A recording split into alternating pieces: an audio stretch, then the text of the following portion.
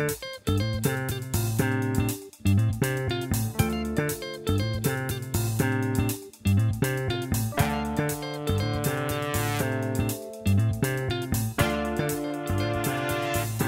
to Back Cover, the podcast that explores the classic soul music of the 60s, 70s, and 80s.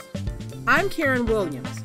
Join me and my co-host Steve Williams, and no, we're not related, as we flip over the album covers and share stories of the movers and shakers that created, wrote, and produced those classic soul sounds. We'll educate and entertain you, all while keeping the music alive. Welcome to episode number 6. Today we're going to be talking about some of our favorite movie soundtracks and how bands break up and Bob Dylan. So stay tuned. Did you see the movie Car Wash? Did I? Oh, how many times did you see the movie Car Wash? Well, I lived in York and it was on in Meridian, so I didn't see it but one time. Meridian 30 miles away. Okay. We didn't have no car. Did you walk to Meridian? No, I went with some friends and their parents. Okay. It was a jam though. Oh, that whole album kicked butt. It did. It was a great album. There have been several good, soundtrack albums, but that one, as far as a black album, I can't think of, and Claudine, that one, with Gladys Knight. Mm-hmm. And that one, those are the only two I can think of. Claudine was a good album soundtrack. Yeah, that was a good album soundtrack. Mm-hmm. Car Wash was a good album soundtrack. Mm-hmm. I can't think of it. Well, across, was Superfly, the Superfly album. It was great. That one. And across 110th Street. Right, Bobby that's what Womack. I was going to say, across 110th Street. Uh-huh. Do you recall the movie Cotton Comes to Harlem? I remember it. I didn't Red see Fox all of that. it. Yeah, I remember with Della Reese. He cut off. No. That was, what was that? That's Harlem Nights. Harlem Nights. Yeah, I'm quite sure somebody's going to straighten this out. Hello, caller. Now, how can y'all not mention Shaft? Oh, that's right. But I'm talking to you. You can give me time. Now, here's the thing about that movie. It won an Oscar for the soundtrack. Sure did. Did you remember seeing Isaac Hayes perform that the night of the Oscars? I sure did. And what did he have on? He had on that little vest with the it was leopard made skin out or something. It was made in out the hoodie. No. In the hoodie. Oh. Was it? No. Nope. He had a chain vest. Yep. Naked okay. Jaybird. Yep. It was a gold chain made out of gold chains. Yep. I know for a fact my favorite song off the Shaft album was not the title track. It wasn't. My favorite song, I'm talking about me, had to be Soulsville, man.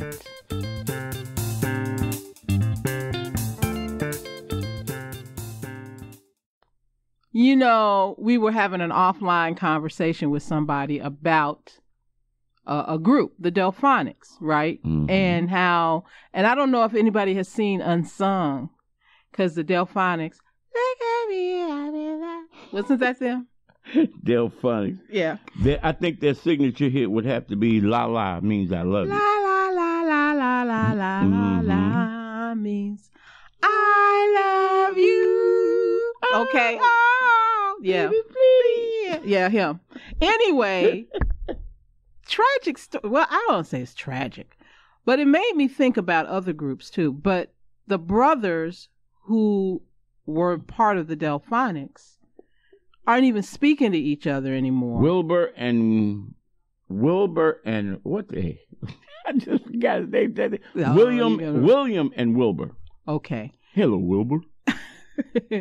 And it's unfortunate because it's prohibiting them from touring as the Delfonics. And the problem is, what's going on now with the group is that one person owns the name. So you can own copyright and own a phrase or a name. Mm-hmm. William, the older brother, who always sang lead with that high falsetto, owns the name Delfonics because he said he made it up. And he owns it outright. It's been notarized. It's in writing. And he won't let his brother use the name. Because his brother wants to tour. His brother wants to tour and make money. Right. Now, William came here with his 70 Soul Review some years ago at the Star Plaza. Okay. They were the Delfonics because he can use the name. Right. But he was the only original member there. Mm-hmm. Now, mind you, Norman Harris and the other bright-skinned brother. The Lemon Square. Whatever. He's gone. Mm-hmm. They both are gone. Okay. So these two are the only two that still live or still exist. Now, they could come together at any moment and sing as the Delfonics. But what the gripe is, what we were talking about here now, lately, within the last 5 or 6 years, after Dennis Edwards failed to use the name The Temptations outright, you can only perform as a review or a so-called tribute band. How do you feel about that? Who, me personally? You and everybody else. Because, see, you know, I got a problem with Dennis. Well, I had one. And I told him backstage one concert. I wasn't screaming or hollering. I said, well, how's it that you were defiant at being in the group, but just as soon as you were out of the group, you couldn't find no work. So you went back to what you disliked. And he said, well, young blood, you don't understand. What he was trying to say to me was, and this is how I took it, there's no such thing as discipline in a group. A lot of people can't stand to be in a group because they don't want to be instructed or dictated to or, take directions. Right. But there has to be some sort of a structure. Right. Right. So that everybody can perform to their best ability. It's still a business. It's a business. And you got to be there on time, wear the uniforms, learn the steps. Whatever. It depends on whatever the performance is. Right. Right. Play the instruments. Uh-huh. And that's why James Brown did what he did with his band. Ooh, man, he was kind of abusive, but he took it a little far. Hey. But he got what he wanted out of... He wasn't no worse. You know what? Prince, your homeboy. Yeah, even Michael Jackson. Michael Jackson did not play. Right. He was very... If you ever saw the last one, This Is It? He played... I mean, he was strict because he paid well. Right. You making 2 G's a night? Right. Go ahead. I'm listening. So I was thinking about other groups where there were relations and they broke up and they were family. And you know what? I was thinking about the Brothers Johnson. You remember the Brothers Johnson, Strawberry Letter? Uh-huh. They broke up, and they were 2 brothers, George and Louis. Thunder Thumbs and Lightning Licks. Right, because they were backup they played music for everybody. Right. And then Quincy Jones took them and made them a group, branded them, and they became the Brothers Johnson. But then they broke up, and Louis and George didn't even speak to each other anymore. For years. And George died. I don't even know if they reconciled or not. Well, here's a dilemma right here in Gary. Right here in Gary? In Gary. Here you go. You ready? Ready. How many spaniels are still alive? None of them, are they? You sure? Maybe 1 or 2. But not the original. Maybe one. No, I don't even think there's one original. And the reason why I asked that, because there is a gentleman. Yeah, who is producing a group called the Spaniels. Because he was a former member, but he wasn't an original. Right. See, that word original is something, man. So this review and... what's the other word? Review and... Tribute. It's going to get some...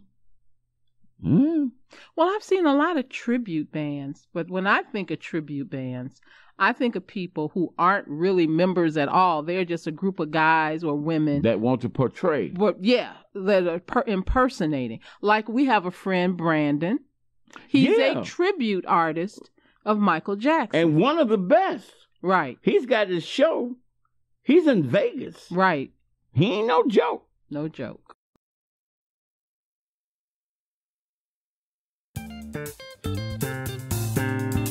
Seems as though everybody that sang in a group was ordained. Well, and Teddy, of course, being a protege of the Church of God in Christ, that's where he learned how to play drums.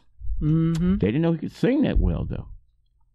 But every time Harold Melvin and the Blue Notes would go back through Philly, he would make it his business to go back to the church and sing with the choir, even up until his death. Well, that's good. Mm-hmm, sure that's did. really nice. Hey, you know what? Today I want to get these birthdays out before, because this time is going so fast. Jill's birthday is today. Your girl, Jilly from Philly. Uh-huh. But guess who else's birthday is today? Who? Muddy Waters. True. McKinley Morganfield. And yeah, two other people. Uh-huh. Hugh Masekela.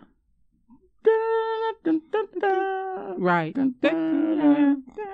Grazing in the grass. And Major Lance. I can't think of the song he made. He made one real popular song. From Cabrini Green in Chicago. Former boxer, produced by Curtis Mayfield. And, of course, you know the Impressions did all the background. Okay. Major Lance, yeah. Rhythm. And she just went, Okay. Yeah. I met his birthday today. His daughter is a photographer, professional photographer for a newspaper in Chicago. She hung out with me a couple of times. Okay. Mm-hmm. Mm-hmm. Well, today is his birthday. And let's see. That's McKinley Morganfield. You know, he's in the Library of Congress as well for folk music. He and your boy. Who? You know, the one that can't sing that I always say. John Lee Hooker. No. Why you say John Lee Hooker could sing? Because I don't think John Lee Hooker could sing his way out of jail. He spoke most of his music. Boom, boom, boom, boom. I'm gonna shoot you right down, right off your feet. Boom, boom, boom. Precursor to rap. Precursor. Everything is a precursor to everything. Please, okay. But no, McKinley Morganfield came to he was recorded by the Library of Congress before he got famous, because he was famous down in the Delta. Oh, and they were doing that. Was it during the WPA thing? Yeah. Uh-huh. And, you know, he grew up and worked at he was born in Rolling Fork, Mississippi. And it's got one... Rolling Fork. I went through there just so I could say I've been through there. One Church's Chicken and a gas station and a trailer that's a post office. I kid you not. He grew up on the Stovall plantation. And every so often he would play, you know, at some of the jig joints. Mm. Now if that wasn't a ripoff, I don't know what was. Here you working on the plantation. They pay you, but you can only get your check cash at the store on the plantation. And then you had to pay rent to the people that own the cabin that owns the plantation. Now, how were you getting ahead? You weren't. They were just keeping you there. It was a form of slavery kind. And he hitchhiked all the way to Chicago. Ain't that something? Wow. That Muddy Waters, because they said his grandmother told him he loved to play in muddy puddles. So they call him Muddy. Well. Who is my boy you talking about that can't sing? You say can't sing. Dylan. Bob. Oh, he can't sing. Yeah, that's what I said. Bob Dylan can't sing. He was a little... Hey, new. Well, you know, Bill might be able to tell us about Bob, because Bob sounded like he was singing through his nose. New. My friend. I was like... right, and what I saw him on Ed Sullivan They said show. He was a folk, Folk singer. Right. I guess he wrote some really good folk stuff. And then he didn't even go get his Nobel Peace Prize. You know, he won a couple of years ago. Is that right? For literature or something. And they were trying to call him to tell him he won. He wouldn't pick up the phone. He wouldn't. So he finally wrote them and said he wasn't going to come. He didn't want it? $250,000, I think you get. Check. I would have taken it too, but obviously he rolling like that. Didn't think it was worth his time and effort to go pick it up. Sam said, and I quote, "Ain't no way in the world a white man should have wrote that song." And that's what he said. And then, of course, Sam penned "Change Gonna Come." Right. But if you listen to "Blowing in the Wind," Stevie Wonder has a great version of it. Absolutely the best version. Because he actually sings it. And you can actually hear a melody. Yeah. Stevie's is the best. Why you? I like Bob Dylan though, but Bob can't sing a lick. I'm sorry. There are people who cannot sing, and they are considered singers, and I just disagree. I think if you're going to be a singer, you have to at least carry a tune to be considered. Now you can be considered a poet, a songwriter, a producer, but singing it, no. Well, see, I'm of the opposite. I'm like, there are two types. There is a singer that's a good recording artist. Yes, I agree with you. There is a singer that is a good entertainer as far as concert. Right. But when you can do both. Oh, then you're a superstar. But, okay. And, there are very few that I consider who can do both nowadays. Although I love him, I still say Frankie Beverly. Frankie Beverly ripping all y'all off. How you feel, man? Frankie starts the song, and everybody just finishes it. Thank you very much. And y'all pay what? $60, $80 to see Frankie? I've never seen Frankie in person. I've seen him so many times it ain't even funny. And he does the same thing every time. Yeah. How about them jaws and them pains? Come on, y'all. And everybody get the calf clapping, and they white. Yeah, because everybody wears white. Now, back in the day, y'all say white wasn't you're not supposed to wear white after Labor Day, right? Right. So somebody got smart and say, well, it's winter white. Mm-hmm. What's winter white? White. Right. Them jaws and them pains, y'all. And then y'all start clapping.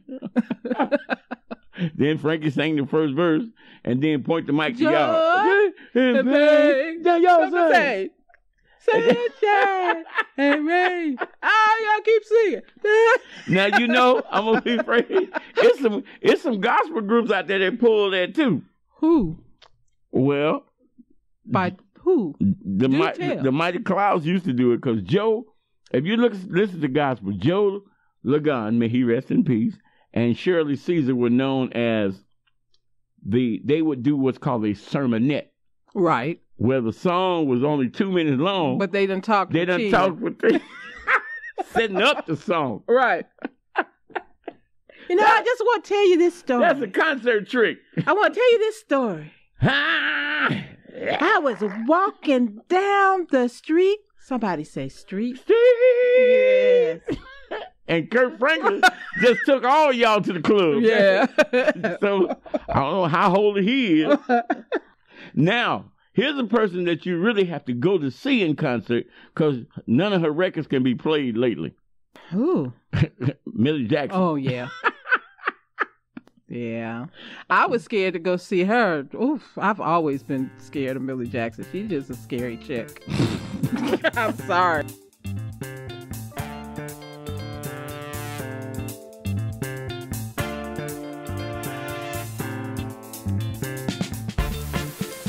That's the end of this week's podcast. Don't forget to like and subscribe. We'll see you next week.